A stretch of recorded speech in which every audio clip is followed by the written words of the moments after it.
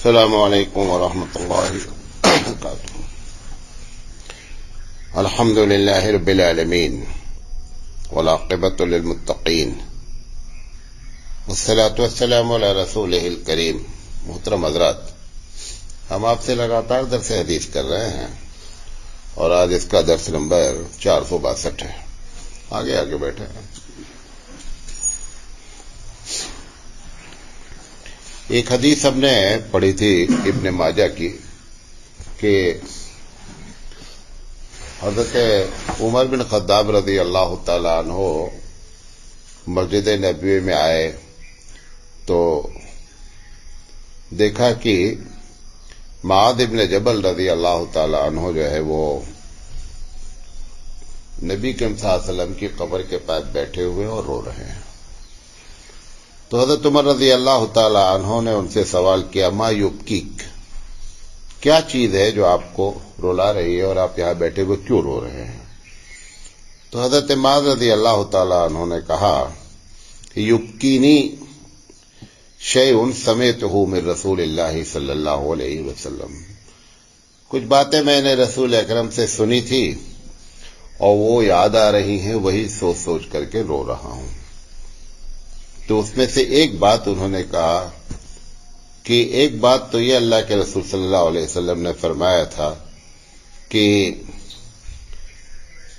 یہ دکھاوا جو ہے یہ شرک ہے، ریاکاری شرک ہے، تو میں نے اس پر آپ سے بات کیا۔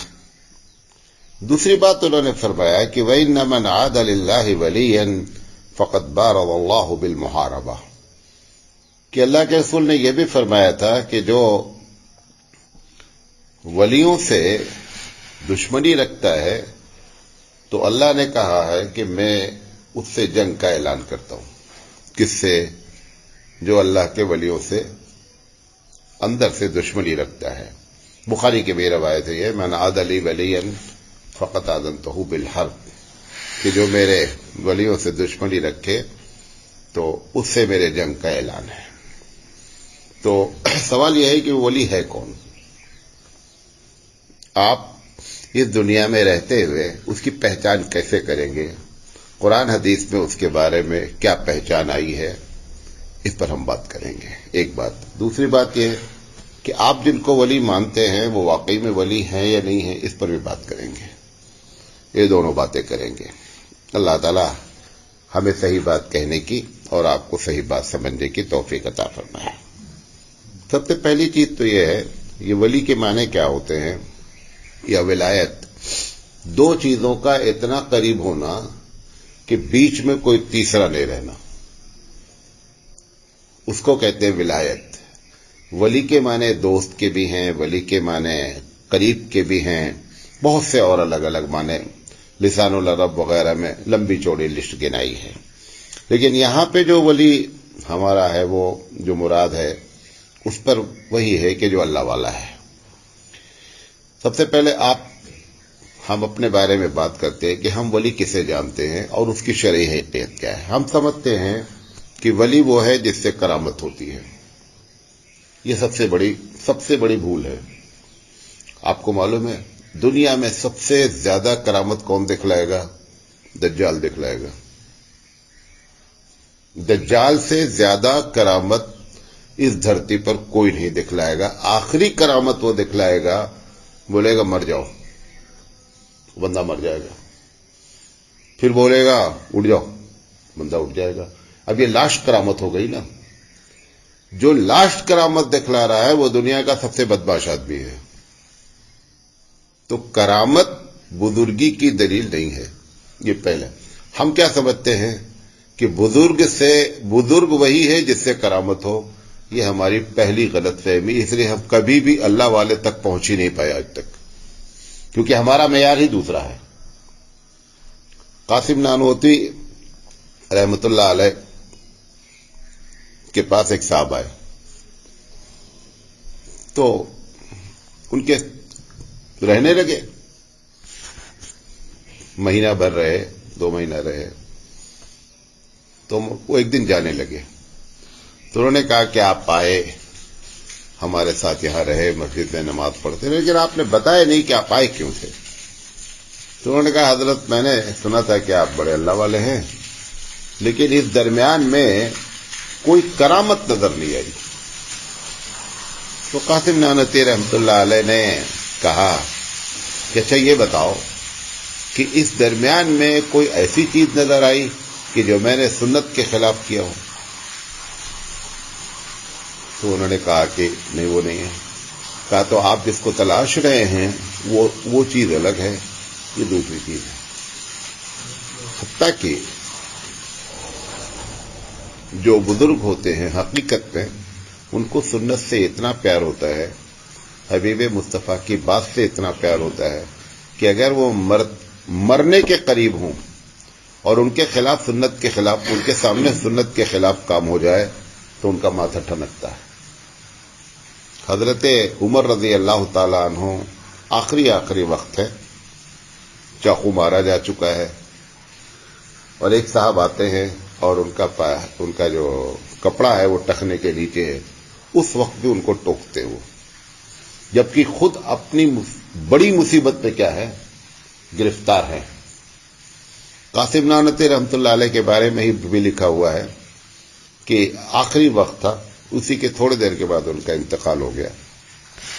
تو ایک گھر کا بچہ تھالی زمین پہ رکھے ہوئے تھا، تھالی جانتے نا، تھالی زمین پہ رکھے ہوئے تھا اور اس کو بجا رہا تھا۔ جب تھالی زمین پہ رکھ دی گئی تو وہ ڈھول کی شکل ہو گئی۔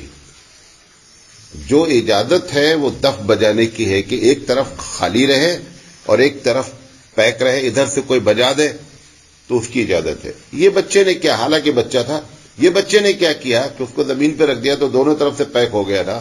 وہ بات بھی ان کو کھٹکی کہ یہ ہمارے نبی کے بات کے خلاف ہو رہا ہے۔ تو سب سے پہلی چیز جو ہماری غلط فہمی ہے، ہم وہ یہ سمجھتے ہیں کہ کرامت بزرگ کی دلیل ہے، بلکہ میں آگے بڑھ کر کے کہوں کہ کرامت بزرگ کی کمزوری ہے۔ یہ دوسرا جملہ غور سے سنیے گا، کرامت بزرگ کی کمزوری ہے۔ یہ بات اسی سے ملتی جلتی بات مجدد الفسانی رحمۃ اللہ علیہ نے لکھا ہے کہ جب کوئی آدمی اللہ کے طرف بڑھتا ہے تو بہت سی رکاوٹیں آتی ہیں۔ جب وہ رکاوٹیں آتی ہیں نا تو کچھ لوگ اس میں سے ریورس گیئر لگا کے کہ یہ راستہ مشکل ہے، بس جہاں تھے وہاں رہو، کیونکہ بہت سی فائلیں بند کرنی پڑتی ہیں، اور وہ فائلیں وہ بند کر دیتا ہے تو اس کا مفاد ٹکراتا ہے، پیسے آنے بند ہو جاتے ہیں، شہرت بند ہو جاتی ہے، لوگوں کی نگاہ میں عزت ختم ہو جاتی ہے، تو وہ ریورس گیئر لگا لیتا ہے کہ بھیا راستہ بہت مشکل ہے۔ تو مجدد الفسانی رحمۃ اللہ علیہ کہتے ہیں کہ وہ جس کو اللہ چاہتا ہے جب وہ ریورس گیئر لگانے کے قریب آتا ہے تو وہ ایک کرامت اس سے سرزد کرا دیتا ہے۔ جب وہ کرامت دیکھ لیتا ہے وہ شخص نہ تو سمجھتا ہے کہ ہاں بھائی جو چل رہے ہیں نا اللہ خوش ہے، آگے بڑھتا ہے۔ تو یہ کرامت کیوں ہوئی ہے؟ کیونکہ یہ آپ کے اندر کمزوری ہے۔ جی آپ سیدھے راستے پر اللہ کے راستے پہ جانا چاہیں تو نتیجہ کیا نکلا؟ نتیجہ یہ نکلا کہ آپ پریشان ہوئے، پریشانی کی بنیاد پر کرامت دکھلائی گئی ہے۔ آپ ایکسلنٹ نہیں ہیں جس کی وجہ سے کرامت دکھلائی گئی ہے۔ بات میری سمجھے؟ اب اس کو اپنی بات کو مدلل کرتا ہوں۔ سب سے زیادہ ایمانی لحاظ سے ایکسلنٹ کون ہوتا ہے؟ نبی کے بعد صحابہ ہوتے ہیں۔ تم کو عبد القادر جیلانی رحمت اللہ علیہ کے جتنی کرامت معلوم ہے، ابو بکر کی ایک بھی نہیں معلوم ہے۔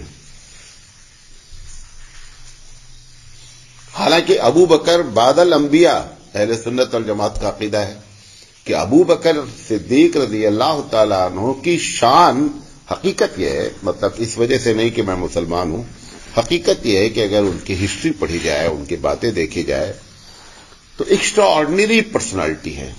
آپ تصور نہیں کر سکتے۔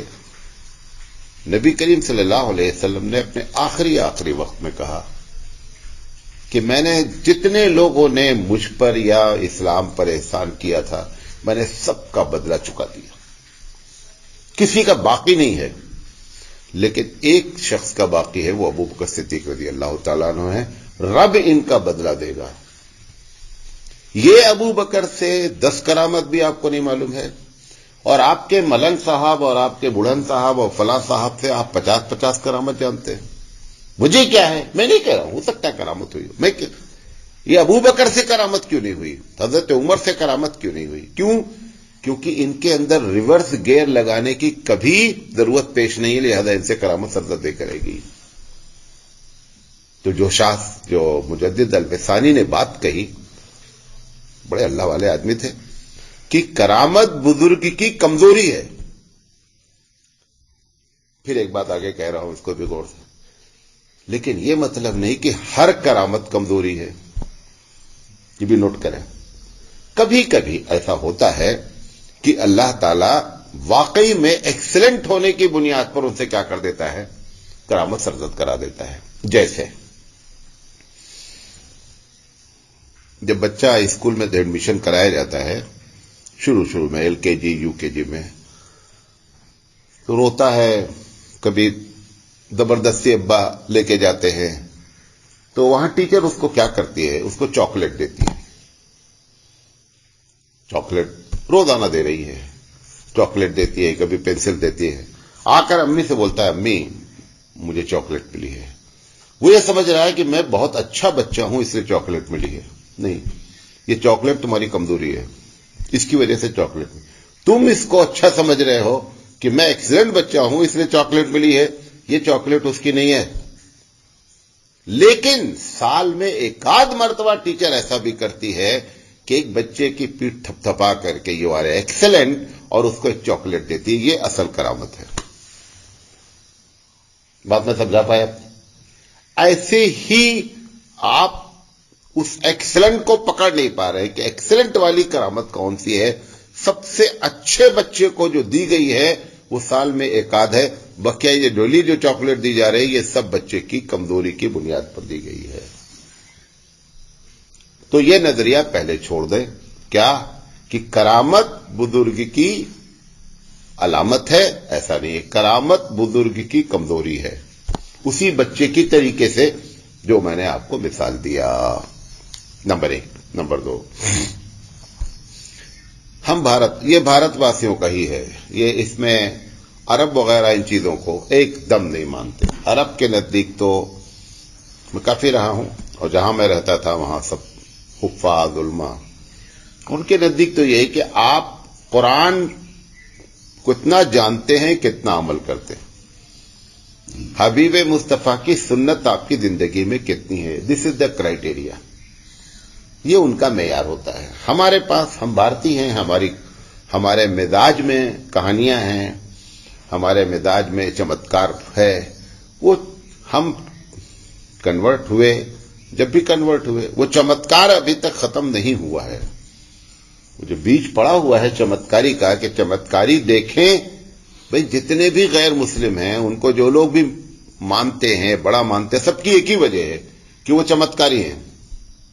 اور کیا ہے ان کے اندر، آپ بتائیے. چمتکار دکھلاتے ہیں. اب وہ چمتکار کتنا جھوٹا ہوتا ہے، کتنا سچا ہوتا ہے، یہ ایک الگ ٹاپک ہے. لیکن بنیاد صرف اور صرف کیا ہے، چمتکاری ہے. وہ ہمارے مزاج میں بھی ہے، تو یہ ذہن سے پہلے نکال دیں. نمبر 1. نمبر 2، دوسری چیز ہم یہ سمجھتے ہیں کہ جو اللہ والا ہوگا وہ انسانیوں کی طرح نہیں رہے گا. گندا ہوگا، کپڑے پھٹے ہوں گے، غار میں بیٹھا ہوگا، کبھی ڈنڈا والے بابا ہوں گے، کبھی جو ہے فلانے بابا ہوں گے. یہ باباؤں کو آپ نے اٹھا کر کے کیا کر دیا، ولی مان لیا ہے. قرآن مجید کی جو پہلی آیت نازل ہوئی، اقرأ باسم ربک الذی کے بعد، اس میں ایک لفظ آیا کہ یا ایھا المدثر قم فانذر وربک فکبر وثیابک فطہر. کیا ہے؟ اے اوڑھ بیڑھ کر لپیٹنے والے. ہم کبھی کبھی ترجمہ کرتے ہیں کالی کملی والے. یا ایھا المدثر قم، اٹھیے، فانذر، اور لوگوں کو ڈرائیے. آپ کو حکم دیا گیا ہے کہ آپ تبلیغ کریں، دعوت کا کام کریں. قم فانذر وربک فکبر، اور اپنے رب کو بڑا کر دیجئے، یا رب کی کبریائی بیان کیجئے. رب کو بڑا کرنے مطلب زندگی میں رب آ جائے، رب کا حکم آ جائے تو سب پیچھے ہو جائے، تب تو رب بڑا ہے، ورنہ یہ ڈیلی جو اللہ اکبر 50 مرتبہ بول رہے ہو دن بھر، اس کی کوئی ویلیو نہیں ہوتی ہے، یہ صرف زبانی جمع خرچ ہے، اس کی کوئی ویلیو نہیں ہے۔ اگر اللہ اکبر کہنے والا واقعی میں پریکٹیکلی اللہ کو بڑا نہیں کر پا رہا ہے تو یہ سب زبانی جمع خرچ ہے۔ بہرحال وہ ٹاپک نہیں ہے ہمارا۔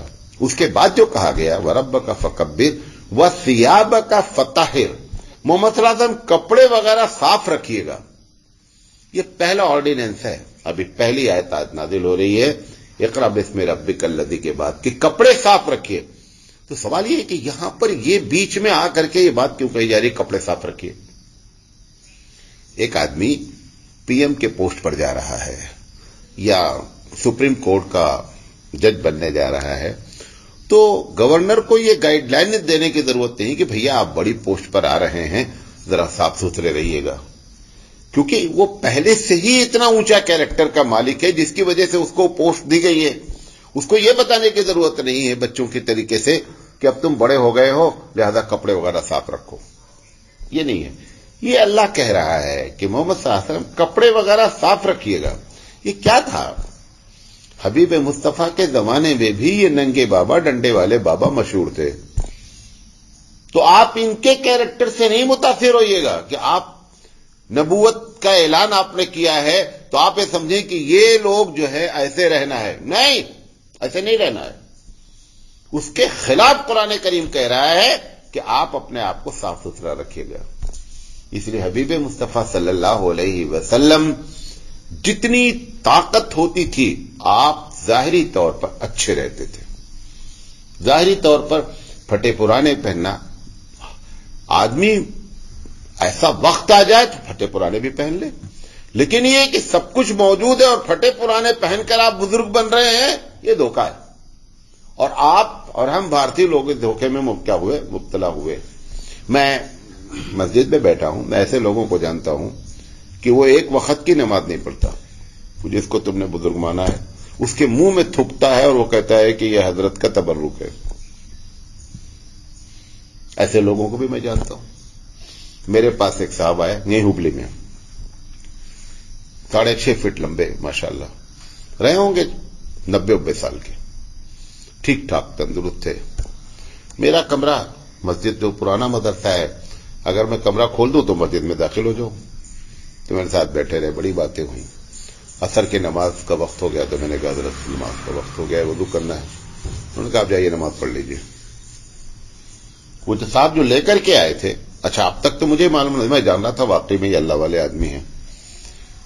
تو جب انہوں نے کہا کہ آپ جائیے نماز پڑھ لیجیے تو میں نے ان سے کہا کہ یار یہ نماز نہیں پڑھتے، کہا یہ مدینے میں پڑھتے ہیں۔ تو ہم نے کہا کہ ابھی نماز کے بعد میں ان کو چائے بھی نہیں پلاؤں گا، آپ لے کر کے چلے جائیے گا۔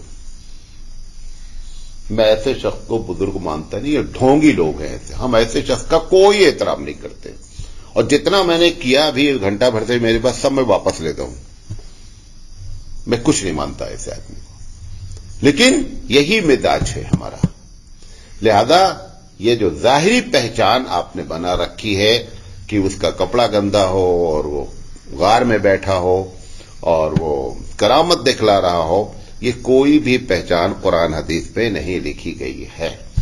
لہذا کریکشن کرے اپنا کہ من عاد علی ولین فقط آذنتہ بالحرب، کہ وہ جو آدمی میرے ولی سے دشمنی کرے میں اس سے جنگ کا اعلان کرتا ہوں، وہ ولی کو پکڑو صحیح تب مال۔ اور ایسا ممکن ہے، یہ بھی آپ کو بتا دیں، آخری بات کہہ کر پھر آگے بات کریں گے کل انشاءاللہ، ایسا ممکن ہے کہ غلط نظریے کی بنیاد پر اوریجنل ولی کے پاس نہ پہنچ پائے ہیں نہ اس کی قدر کر پا رہے ہیں، آپ کو پتہ ہی نہیں ہے اصلی اللہ والا کون ہے، یہ آپ کو معلوم نہیں ہے۔ کیوں؟ یقینی بات ہے کہ جب ایک آدمی غلط چیز کا تصور لے کے بیٹھا ہے تو اصل کے پاس کیسے پہنچ پائے گا؟ تو آپ کو پتہ ہی نہیں ہے، بھارت کے مسلمانوں کا ایک بڑا طبقہ معلوم ہی نہیں ہے کہ حقیقت میں اللہ والا بھارت میں ہے کہاں۔ اس لیے اس کی پہچان بتائیں گے اور پھر اس کے بعد آپ اس سے رابطے میں رہیے، تب معلوم ہوگا کہ واقعی میں ہم اللہ والے کے پاس پہنچے ہیں، ورنہ غلط فہمی میں مبتلا ہیں۔ تو یہ ایک بات تھی کہ ہم اپنی غلط فہمی کو دور کریں. انشاءاللہ زندگی تم آگے بات کریں گے. وآخر دعوانا الحمدللہ رب العالمین. سبحان اللہ و بحمدہ، سبحانک اللہم و بحمدک، اشہد ان لا الہ الا انت، استغفرک و اتوب الیک.